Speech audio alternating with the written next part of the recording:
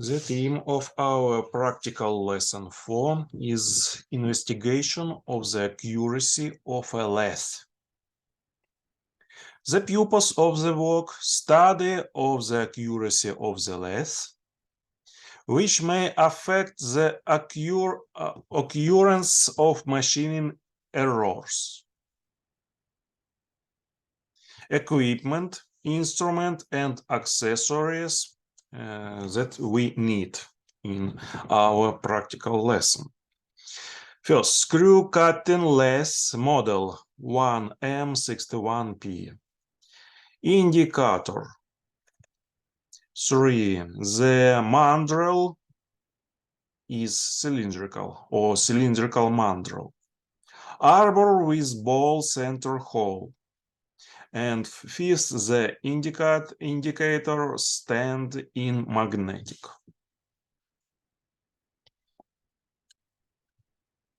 So have you finished this equipment and purpose of the work study? Yes. Okay, next slide. And there are general view of the screw cutting lathing machine. And what is lathe? Let's see the video about lathe.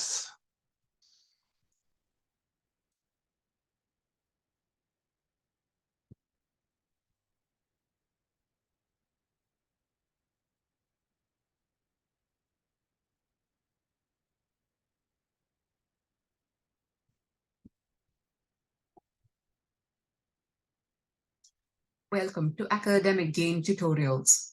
Along with the operation of different parts that together Construction, details, and operation of lathe machine. We need to know what a lathe machine is. A lathe machine is a machine tool that is used to remove metals from a workpiece to give it a desired shape and size. So, the function of lathe is to remove the metal from a workpiece in the form of chips by mounting the workpiece rigidly on a machine spindle and revolving at the required speed, and the cutting tool is fed against the work either longitudinally or crosswise to make the work to the required shape and size. Now, let's look at the construction details of a lathe machine and the operation of different parts that together construct a lathe machine. First of all, we have the stands, or legs, in a lathe machine. This is used in holding the lathe machine and in elevating the lathe bed to a working height. Legs are the most bottom portion and carrying the entire load of a lathe machine tool. The legs are firmly secured to the floor by the foundation bolt. The legs or stand of lathe machine is made of cast iron through the casting process. Since cast iron has a high shock absorbance and wear resistance capacity, so it helps the legs to absorb the vibration during work and transfer to the ground. Above the legs, there is a tray. This is also known as chip stand. It is placed at the lower side of bed and above the leg of lathe machine.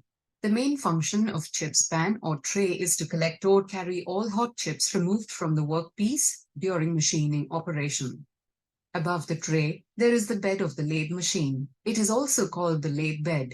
The bed of a lathe machine is the base on which all other parts of lathe are mounted. It is massive and rigid single-piece casting made to support other active parts of lathe machine. The bed is chosen according to lathe machine specification and requirement. It is usually made by single-piece casting of semi-steel or chilled cast iron due to its high compressive strength, shock absorbance, and high lubrication quality. If we are making a larger lathe machine, then 2 or 3 pieces of the bed are casted and then bolted together. And for comparatively smaller general-purpose lathes, the lathe bed is made through single-piece casting at a time. There are guideways on the lathe bed. These guideways take care of movement of tailstock and carriage on bed. On the bed, there is the feed box. This feed box is connected to the lead screw and the feed rod. The lead screw is an externally threaded shaft or rod. It converts rotational motion to linear motion. Lead screw is used for thread cutting operation in a lathe machine tool. The lead screw is used to move the carriage automatically during thread cutting. The feed rod is a cylindrical rod. It does not have any thread on its external surface. This feed rod is used to move the carriage from the left side to the right side and also from the right side to the left side. Now, on left end of the bed, headstock of lathe machine is located, while on right side tailstock is located. Headstock is situated at the left side of the lathe bed, and it is the house of the driving mechanism and electrical mechanism of a lathe machine tool. Headstock transmit power from the spindle to the feed rod, lead screw and thread cutting mechanism. There are speed selectors for controlling gear speed. And here, we have a lever called the driving clutch, which is used to engage and disengage the spindle from the gear mechanism inside the headstock. In other words, it engages and disengages the motion. At the starting of the lathe, this driving clutch keeps the motion disengaged from the spindle, and then when we need, we can use this clutch to engage the spindle with gears for motion, and the spindle starts rotating. Here, this is the spindle connected to the headstock. The spindle possesses lever center to which the workpiece can be attached. There is a hole throughout spindle for handling long bar of workpiece. The spindle is hollow inside and has threads cut on the external surface. On the other hand, the chuck has threads cut on the internal diameter.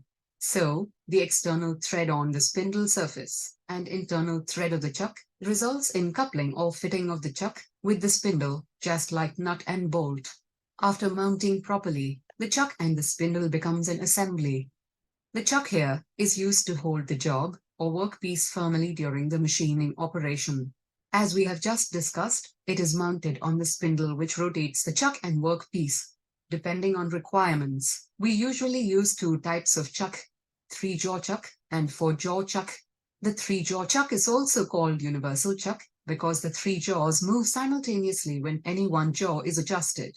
These 3-jaw chucks are generally used to hold cylindrical jobs. The 4-jaw chuck is also called independent chuck because in 4-jaw chuck each stepped jaw is independently operated by a different screw. So, the 4-jaw chucks can also hold the square jobs rather than cylindrical. The tailstock is situated on the right side above the lathe bed. It is made out of cast iron.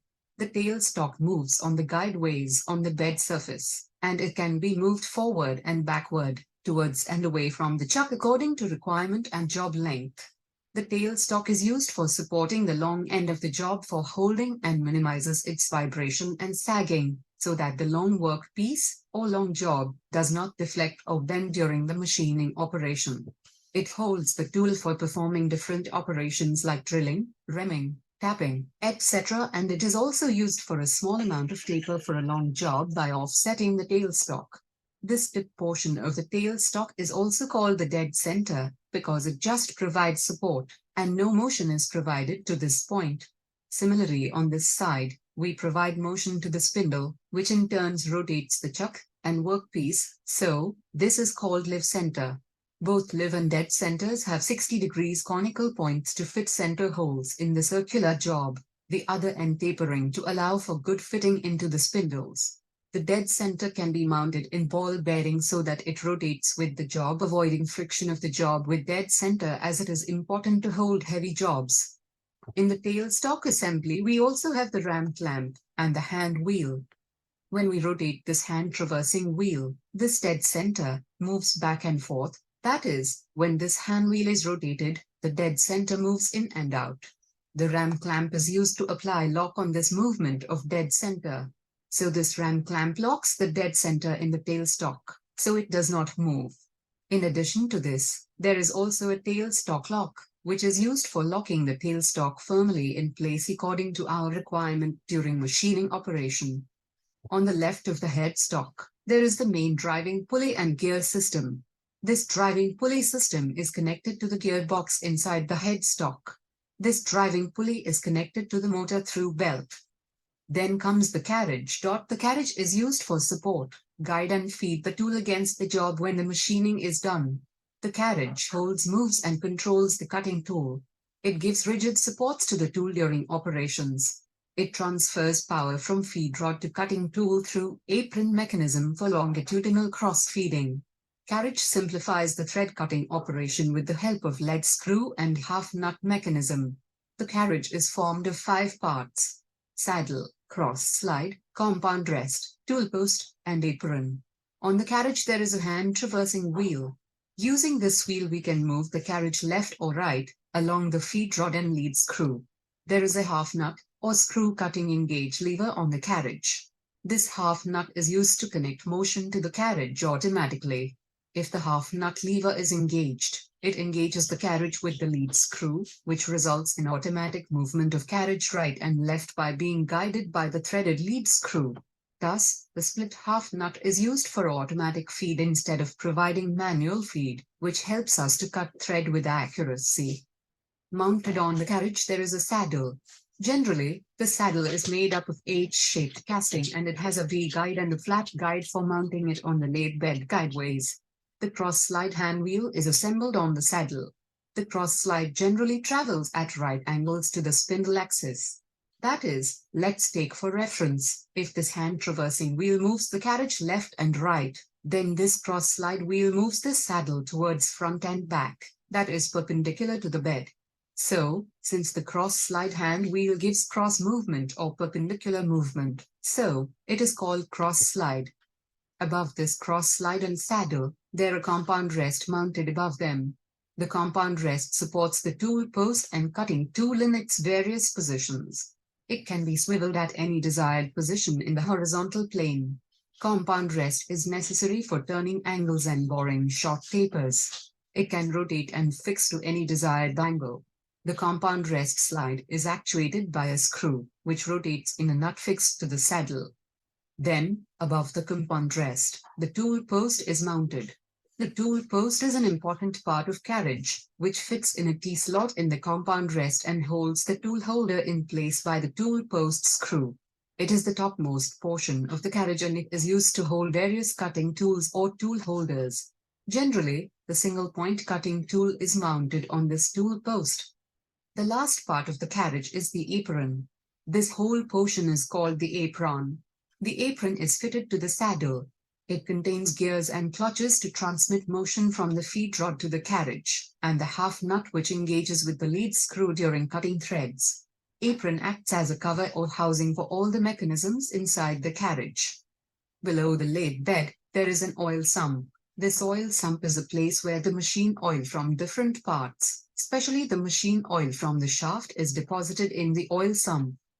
In the bottom portion on the leg of the lathe machine, there is also space which can be used as storage for gears, chucks, tools, etc. And also this space is used as a housing for motor mechanism in some lathe machine.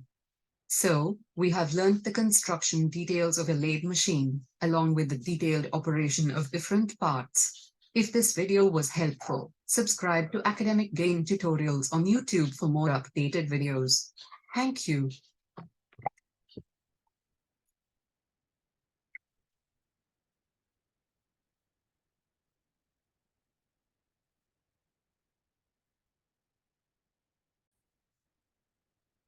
So now you know the construction of the lathe machine. And now we continue.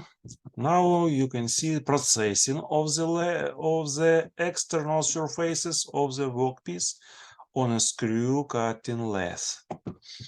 It's a cylindrical workpiece, and external surface of this workpiece is cutting on this lathe machine. Different diameters of the workpiece you can see in the figure 3. Basic methods for installing workpieces on the lathe. As usual, we use the chuck to install the workpiece to the lathe. We use chuck installation, mounting in chuck and rear center. It's a chuck 1 and rear center 2. And installation in centers. From the left side we can see center, and from the right side you can see the center 2. And we use clamp and the clamping driving chuck to move, to rotate our workpiece on the lathe. In this case, we use clamping chuck, rear center 2, 3 it's detail or workpiece, 4 it's clamp, 5 front center, and driving chuck it's 6 driving chuck.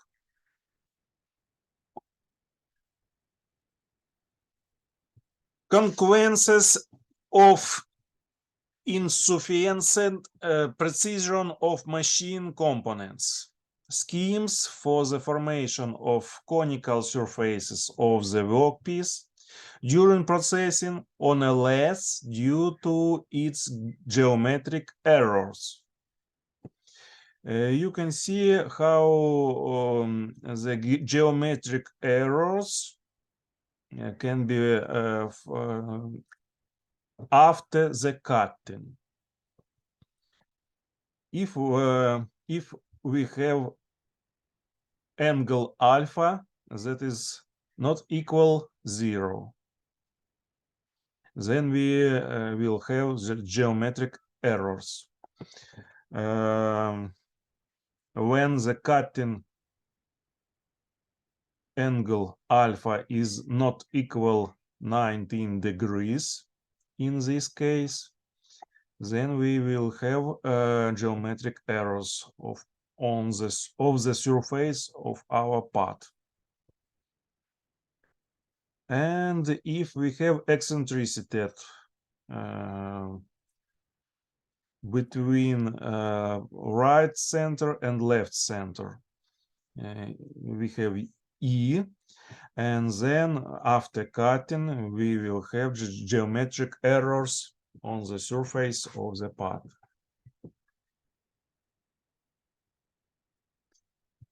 Workbench accuracy control tools.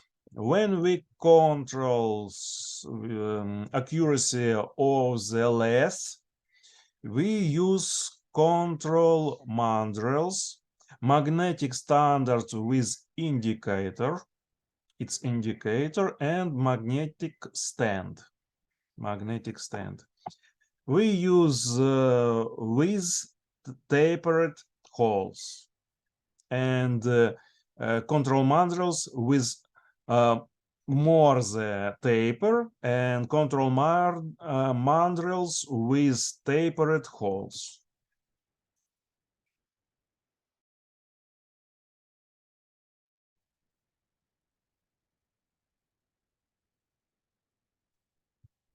Determination of geometric accuracy of machine elements. We start from installing the stand on the machine support.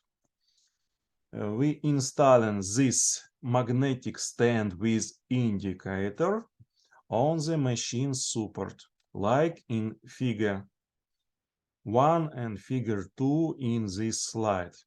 You can see the stand magnetic with indicator. And it's the process of installing of the stand on the machine support. It's machine support and it's stand with indicator. And first, what we control in determination of geometric accuracy of machine elements. Please write down in your notes these 3 figures and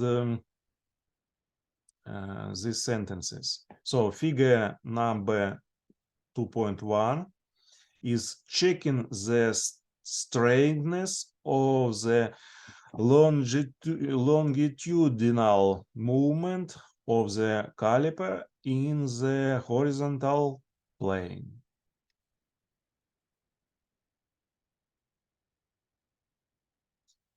In figure 2, you can see checking the straightness of the longitudinal movement of the caliper in the vertical plane, horizontal plane, and vertical plane. In figure 3, you can see checking the one axis of rotation of the spindle of the headstock and the axis of the whole of the tailstock wheel relative to the frame width in the vertical plane. Please write down to your notes these 3 figures. You have the time to do it.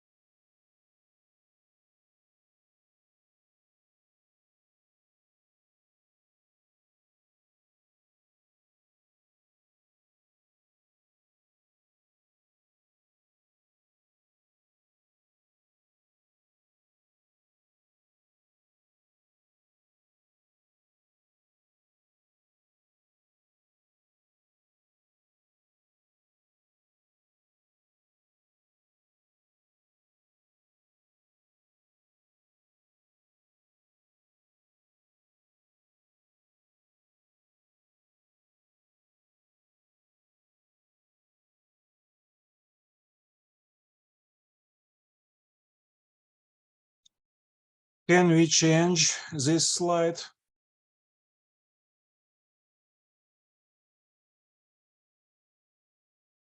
I see that right. I have done, teacher. Okay. I hope Sumia is finished too. Next slide, please. Write down scheme number 4. Checking the radial runout of the centering surface of the headstock spindle for chuck. It's like in this picture. It's determining the radial runout of the spindle set. Write down to your note this figure, figure 2.4.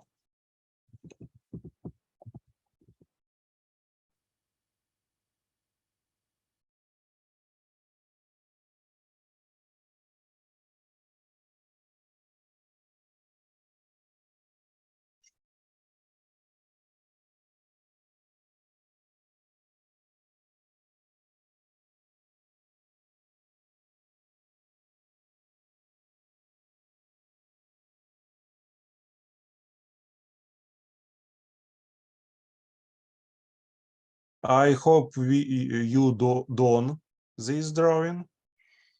Yes, teacher. we start the next step of determination of geometric accuracy of machine elements. Determining the end runout of the spindle set. Write down to your notes the figure 2.5, checking the end runout of the headstock, spindle, support, shoulder. Its indicator and spindle is rotated like in these photos. The set, magnetic set and indicator, and its headstock of the spindle support.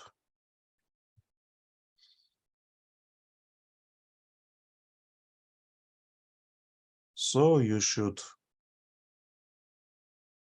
draw this figure into your note.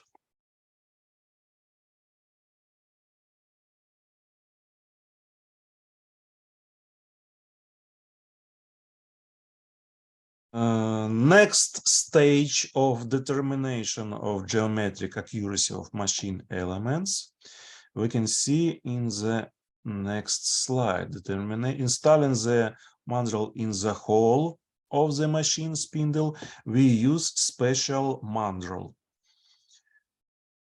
to determine geometric parameters, geometric accuracy of machine elements.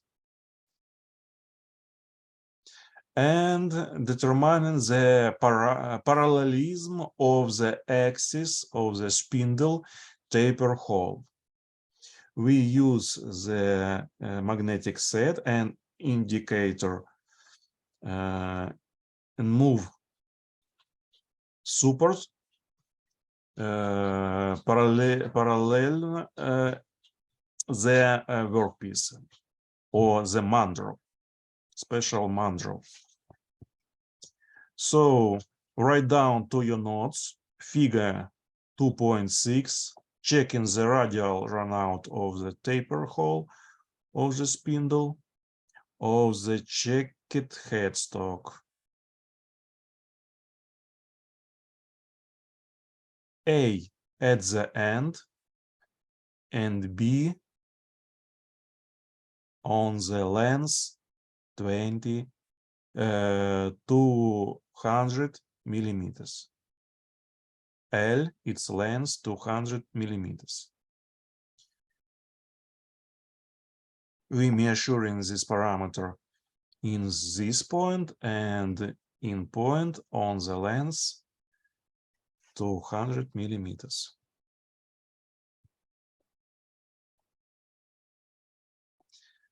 Of course, when mandrel is rotated. So write down to your notes this draw.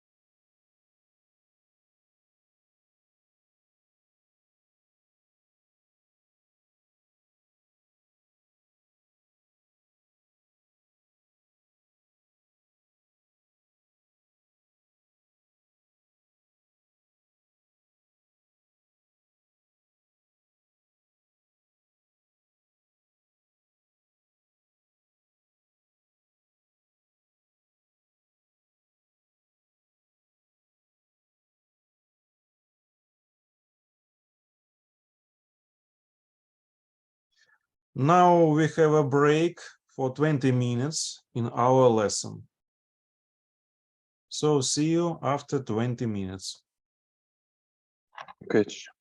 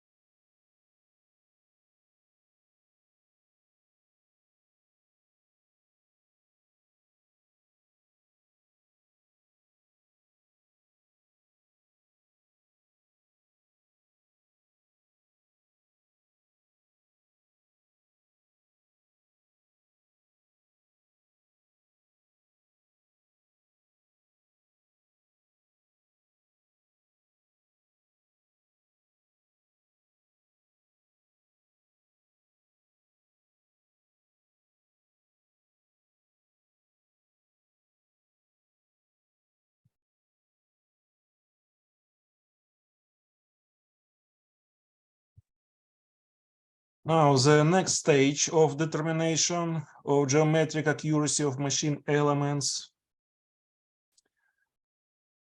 you can see in the figure 2.7. Checking the parallelism of the axis of rotation of the spindle of the headstock to the longitudinal movement of the caliper. A in vertical plane and B in the horizontal plane. Please write down to your notes this figure 2.7.